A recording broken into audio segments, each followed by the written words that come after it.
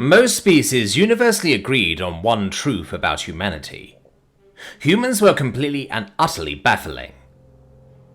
During wars, they observed strict pacifism. They didn't pick sides, and most frustratingly, they would help the wounded and sick on both sides regardless. In the Iraqi-Tanari conflict, for example, humans supplied both factions with field hospitals, vast quantities of tea and biscuits, and free therapy goats. Yes, goats! The Iraqi revered them as wisdom givers, whilst the Tanari used them in rituals, and the humans just liked the noise they made when startled. The war was stalemated. Human medical technology basically meaning no one was dying, so fighting seemed pointless. Both sides begged the humans to stop helping the other. In response, the humans gave them matching t-shirts printed with the slogan, "Can't we all just not shoot each other for like 5 minutes?" No one knew if they were serious, and the humans never explained. The Iraqi and Tanari both sued for peace. One Iraqi diplomat was overheard saying to a Tanari diplomat, "These humans are like a locked box. On the surface they hand out biscuits and pamphlets, but sometimes when they think no one is looking, their eyes go cold, like they are remembering something the rest of us weren't meant to see." But when wars crossed a line, when innocent civilians suffered due to some accident or someone's incompetence, humanity didn't send battleships. They sent administrators with binders. Literal binders, stuffed with casualty data, eyewitness reports, and satellite images, printed on recycled paper. They would often march into the combatants' command centers, generally unchallenged, and make them watch presentations titled, "You Absolute Disasters," and give out pamphlets titled, "10 Easy Ways to Not Commit Atrocities." One time, a human negotiator made a hardened alien warlord cry, not by yelling, but just looking disappointed. That apparently was far worse. The galaxy as a whole tolerated humans, simply because they were annoying in a way that worked. They didn't conquer and they didn't control. They mediated and they coordinated, and peace followed them, often despite themselves. Even the most brutal warlords couldn't stop themselves from accidentally making peace after having to deal with the humans. It was weird and deeply unsettling, especially to the Golak war mind. The Golak didn't understand humans, but they did understand threats, and the humans terrified them. Not because of humans' weapons or human battle fleets, as they appeared to have neither, but because humanity made others stop fighting. Because even Golak vassals began requesting human advisors. This wasn't just influence, it was a contagion. The Golak warmind, scared of losing control or simple jealousy of the humans, decided to act. And so the Golak decided to provoke the humans, to make them fight and dispel the myth of human pacifism and moral superiority. The Golak didn't just bomb a Banuvi orphanage during their surprise invasion of a Banuvi colony, they broadcasted it, multi-spectral, multi-angle, a deliberate surgical strike.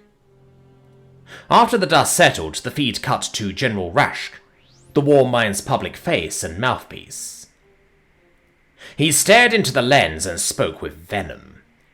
"Humanity, your hypocrisy offends. You profit from war by aiding both sides. Are you cowards? Fight us!" The camera then panned to the rubble, and in the ruins a blooded toy. A barely made-out print was visible, donated by Earth's Children's Peace Network. Then, static. For several days, the response from humanity was quiet, and then a single broadcast was sent out on all networks and communications channels. A human woman stood at a podium. There were no flags, no symbols, just black cloth behind her. She took a minute to compose herself, and then staring straight at the camera, she spoke calmly. "My name is Commander Amina Cho of the United Terran Diplomatic Corps. The violent and deliberate act of violence against an orphanage maintained under the Earth-Banuvi Accord was destroyed to simply send us a message." She took a moment to compose herself again before continuing. 312 children and 47 staff, all gone. This callous act was not collateral damage or a mistake. It was a message. She looked straight into the camera, and something changed in her demeanor, sending shivers down the collective galaxy's spines, or their physiological equivalent. Message received. And with that she stepped away. No questions, and no binders. The Golak chose to strike first. Their invasion fleet heading towards one of the humans' colonies simply disappeared. The Golak then tried to jam Earth systems and communication networks. In response, they lost contact with 18 of their star systems. Not bombed, not destroyed, just offline. Their satellites began singing Terran lullabies. Power grids shut down. Military hardware rebooted inoperable, and engineering logs were overwritten with a warning. You wanted clarity. The first retaliation was surgical. A Golak shipyard over 2 kilometers long simply vanished. Not destroyed, just deleted from existence. Golak's sensors showed nothing, only static, but when a frame-by-frame playback was run, it showed a humanoid figure standing in the vacuum of space, staring back. His face was human. Its eyes were not. It whispered, "Do you know what it means to disappoint a species with gods they outgrew?" It was at this point that ancient legends began to resurface, stories retold, and rumors began to spread. Humanity hadn't always been this peace-loving. They had been warlike, like the other races, but had suppressed the violent urges. Their personalities had split. One half of them wore soft clothes, brought goats and binders, and played galactic parents.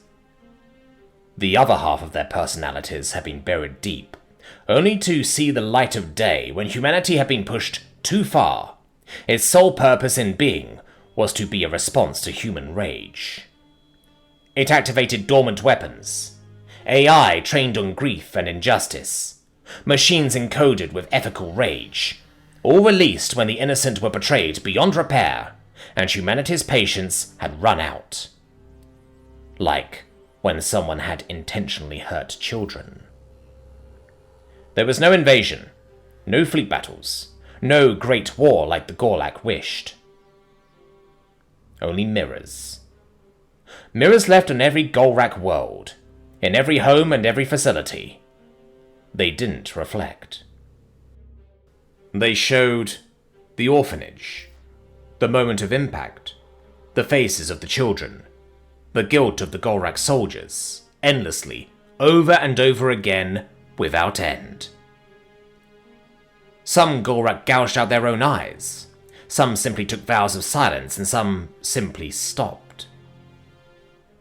The Golak Empire fell without a shot. And the humans went back to their peacekeeping operations. The binders came back. The goats came back, as did the soup kitchens.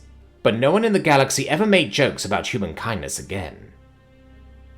But the jokes, the winks, the weird t-shirts were noticeably fewer, and the galaxy now finally understood. Humans were kind, but only because they chose to be.